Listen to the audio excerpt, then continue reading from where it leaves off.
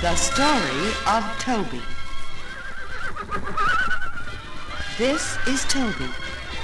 Toby lived with his mother and father and his aunts and uncles and his friends and playmates in a beautiful green meadow. Back of the meadow in a big house lived the farmer, the farmer's wife, the farmer's son, and the hired man. Toby was a lucky little colt. He had green grass and clover to eat. He had the morning sun to keep him warm. The soft spring rain kept Toby clean, and it was such fun to splash in puddles. The moon and the stars were Toby's night lights, so he could see his mother and father always near. But with all these things, Toby wasn't happy.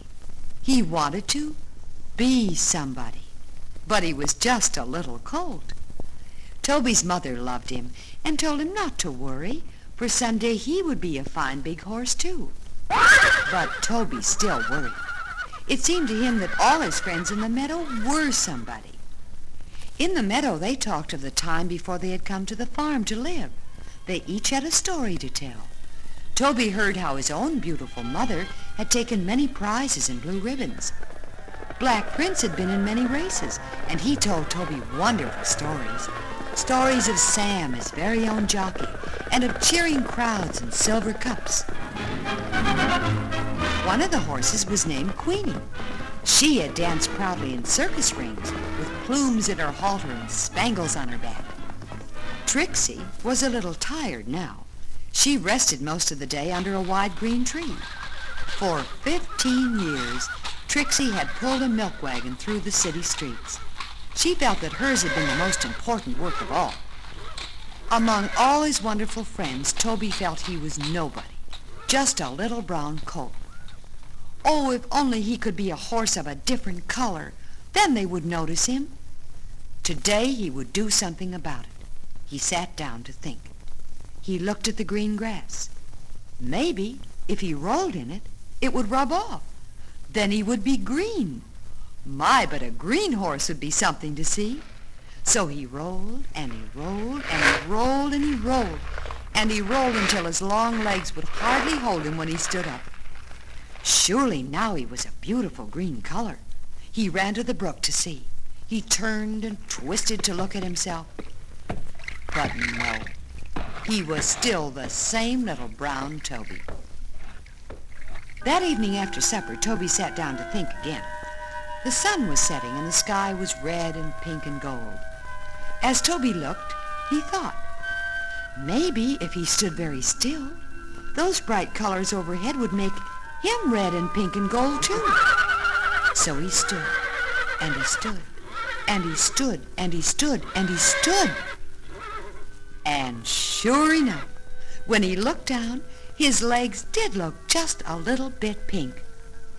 Toby lay down very carefully so as not to brush off the colors and went sound asleep. That night, Toby dreamed happily of wonderful red and pink and gold horses dancing and prancing on the clouds. The next morning, just as the sun came up, Toby jumped up to look at himself. He was so disappointed. His legs were no longer pink. He was just the same little brown colt he had been the day before. Toby sat down to think some more. Suddenly, Toby heard a noise. He trotted up to the fence to see what it was. Why, they were painting the barn a most beautiful red color.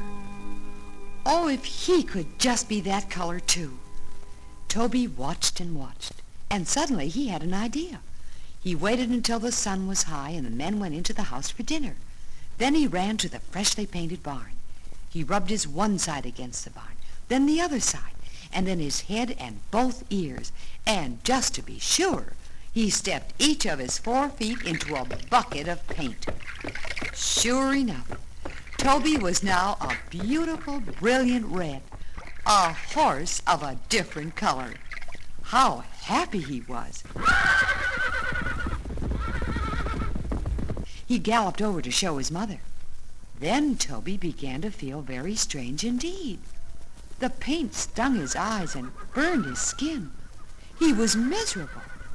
The farmer, the farmer's wife, the farmer's son, and the hired man heard him snorting and came running. Poor Toby. Something must be done for him. So the farmer and the farmer's wife and the hired man scraped him and scrubbed him and brushed him. The farmer's son brought more brushes and soap and water and turpentine. By the time the sun was setting, Toby was his little brown self again. And Toby was happy again.